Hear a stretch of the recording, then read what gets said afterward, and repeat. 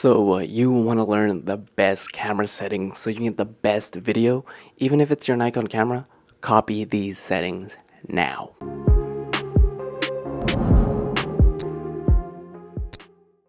What up, y'all? My name is Peter from Broke Visionary Collective, where I help you become a better content creator.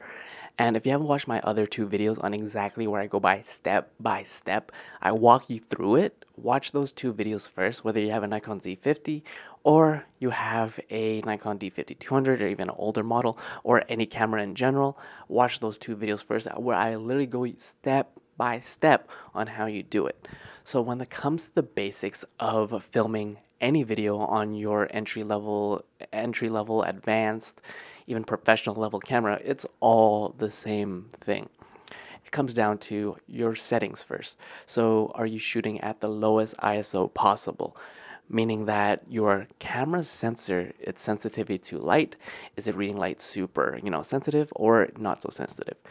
Photos, some cameras you can shoot up to lowest as even at 80, ISO, but most cameras you want to have that all the way down to 100, because the higher the ISO, the more grainier your videos will get.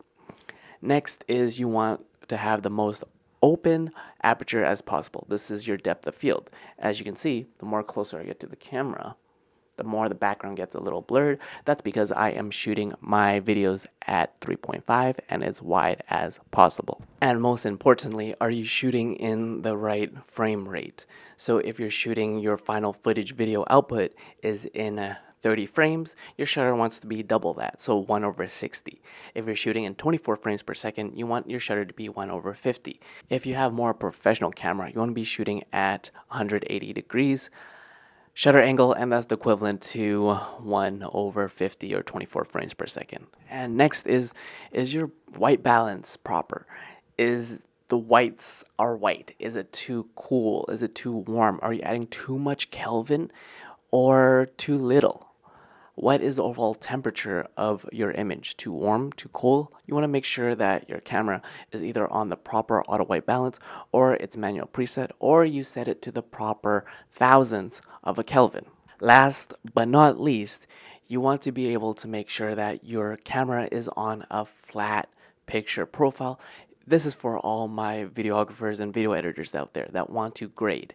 If you just want like a home movie video and a YouTube video that doesn't have any color correction, what you can do is you can just put your camera on vivid, or it will have its already saturated colors. But if you're a pro, what you want to do is you always want to shoot in a flat picture profile like I am right now with my Nikon Z50, or you want to have a neutral color profile. And if you want to get even more fancy, there's things like S-Log, S-Log2, Nikon's N-Log. These are proprietary color LUTs, or color picture profiles, where it is really professional. What that means for the common layperson is you'll shoot a video and it is completely grayed out. That is for your professional color grading, where you can have a specific LUT, your Rec 709s, and you can apply all the different types of, you can move color a lot. You can color grade, TLDR. And that's pretty much the basic settings that you want to have in any camera across the board.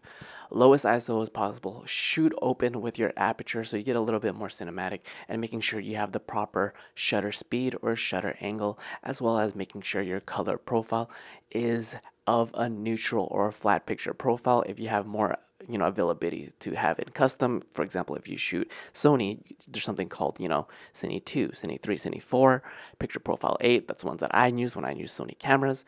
But for the most part, you do not want to shoot on your standard or vivid unless you're a run and gun and you're just uploading it and you don't want to color grade that.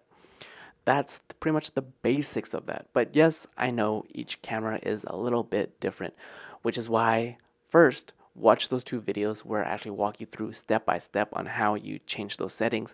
And if you want to get a little bit more professional about it, I do have a course where I walk you through much more in detail how you film, how you edit, as well as how do you exactly go into your camera and get the best cinematic shots and quality. Check that out in the description below. My name is Peter. You're watching Broke Visionary Collective, where we also do nothing but you can always create something. Cheers, guys.